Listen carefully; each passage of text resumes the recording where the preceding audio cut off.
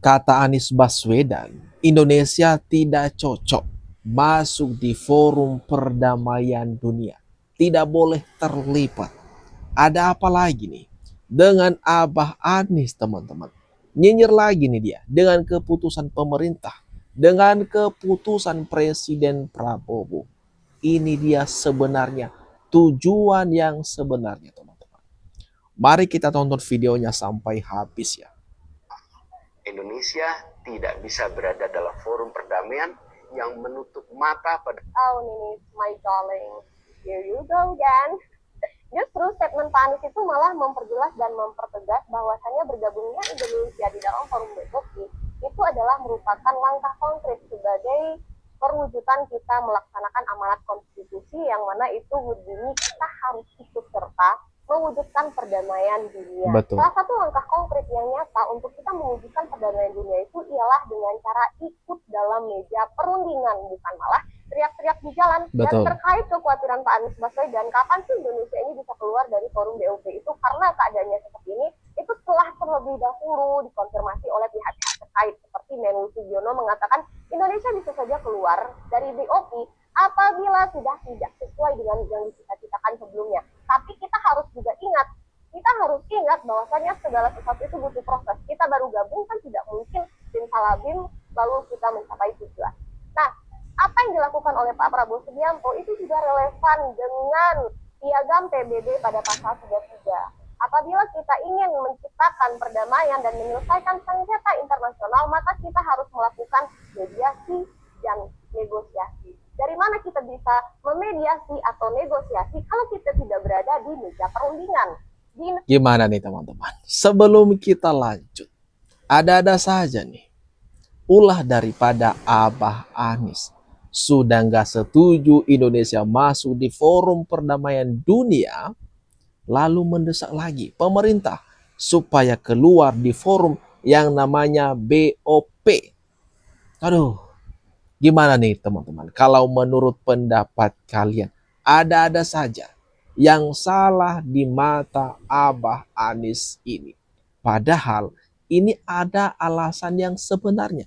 Kenapa Presiden Prabowo memutuskan gabung di BOP tersebut? Ini dia. Mari kita lanjut video berikutnya. sekali lagi Presiden menekankan bahwa ini bukan harga mati. Artinya kalau tidak sesuai dengan kesepakatan awal, maka Indonesia siap keluar dari BOP itu sendiri. Lah kapan ini belum disampaikan. Soal BOP, beliau tekad untuk kemerdekaan Palestina. Jika memang tidak untuk Palestina, beliau siap mundur. Itu. Yang terbaru bagaimana? Ya itu yang terbaru beliau berkomitmen bahwa semua yang dilakukan untuk Palestina, untuk kemerdekaan Palestina. Tapi udah ada indikasi buat keluar dari keanggotaan nggak ya tadi dari obrolan di dalam? Ya janjinya kalau memang saya tidak bermanfaat di BOP, saya akan mundur. Tapi ada tengah waktu dulu. Tidak ada tengah waktu. Nah, gimana nih teman-teman setelah ada penjelasan yang seperti ini? Semoga saja ya Abah Anies ini paham dan mengerti apa tujuan dibalik keputusan Presiden Prabowo gabung di BOP. Ada tujuan besar dibalik ini semua. Bukan semena-mena. Bukan gak ada alasan yang masuk akal. Ini penting ini. Penting untuk perdamaian dunia dan penting juga untuk Indonesia itu sendiri. Gimana nih teman-teman? Menurut kalian, ini lagi ada video berikutnya. Mari kita lanjut. Presiden tadi menyampaikan kalau melihat tidak ada kemaslahatan lagi untuk Palestina, nggak ada peluang buat memperjuangkan kemaslahatan Palestina dan tidak sesuai dengan kepentingan nasional Indonesia, Presiden akan menarik diri. Kemudian Pak Presiden juga mempertanyakan, terus kalau seandainya ada yang menawarkan kita mendesak keluar dari BOP, terus tawarannya kita meja berunding dalam rangka menciptakan perdamaian itu di medan apa, di forum apa?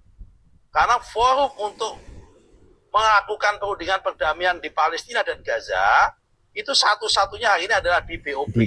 Posisi Pak Presiden, bangsa Indonesia sudah menerima BOP ini sebagai sarana, sebagai ikhtiar menuju perdamaian. Setidaknya ikhtiar ini dicoba dulu. Jangan sampai ikhtiar dan usahanya belum dilakukan, sudah diminta untuk keluar terlebih dahulu. Nah, itu dia teman-teman tujuan yang sebenarnya. Ya, semoga saja ya Abah Anies mengerti. Dan semoga juga para pendukung Abah Anies yang beberapa hari belakangan ini banyak berkoar-koar tak jelas di media sosial menyoroti keputusan Presiden Prabowo. Belum apa-apa sudah meminta mundur. Pesimis sekali kita.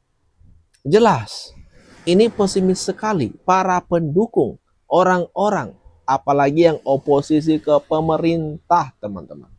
Semoga saja dengan penjelasan-penjelasan yang barusan kita dengar ini, yang sudah disebar di berbagai media, dapat meyakinkan mereka-mereka apa tujuan dibalik keputusan Presiden Prabowo tersebut. Jadi beliau menegaskan bahwa keterlibatan beliau di BOP itu tidak serta-merta, tetapi sudah mulai proses yang panjang, sudah dibicarakan dengan beberapa pimpinan negara yang ada di wilayah, terutama wilayah Teluk, yang kemudian sepakat untuk bergabung.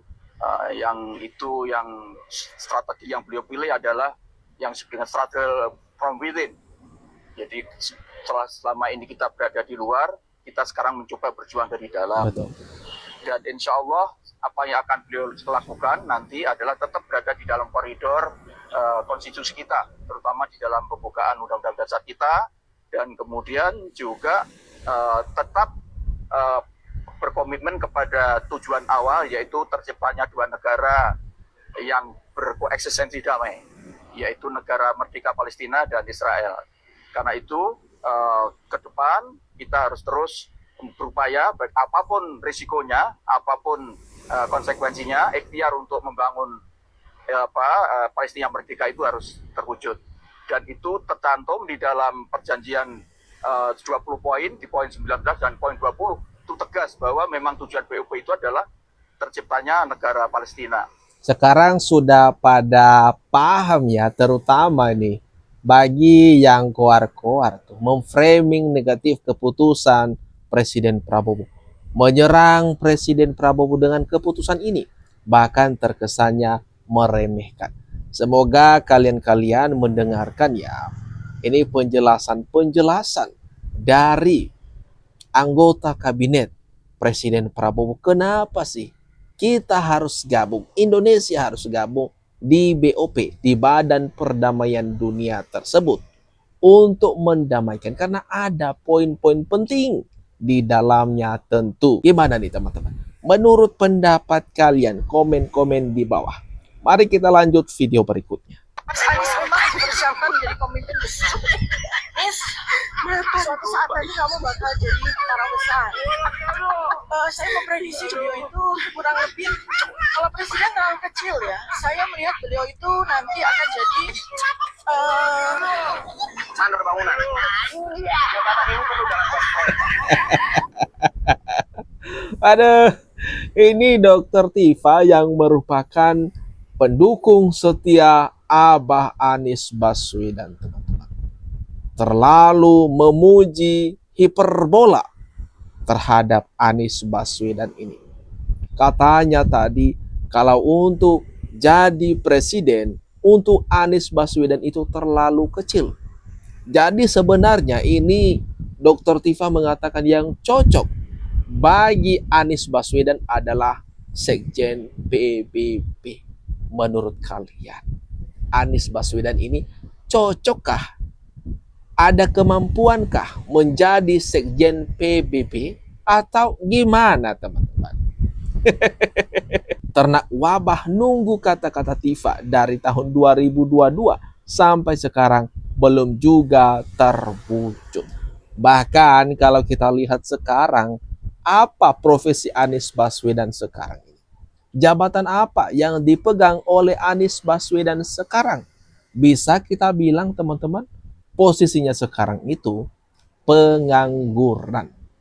Partai politik juga, iya, kemarin-kemarin, baru-baru kemarin itu ada kan partai yang baru mereka bentuk, dan semoga saja dah sesuai dengan kehendak Anies Baswedan menjadikan itu sebagai kendaraan politiknya. Karena kan selama ini dia cuma nebeng di partai-partai terus dicalonkan. Nah, gimana nih teman-teman? Kalau menurut pendapat kalian atas apa yang barusan saja kita bahas ini, kita tonton bersama. Jangan lupa ya, tinggalkan komentar terbaikmu teman-teman di kolom komentar yang ada di bawah ini.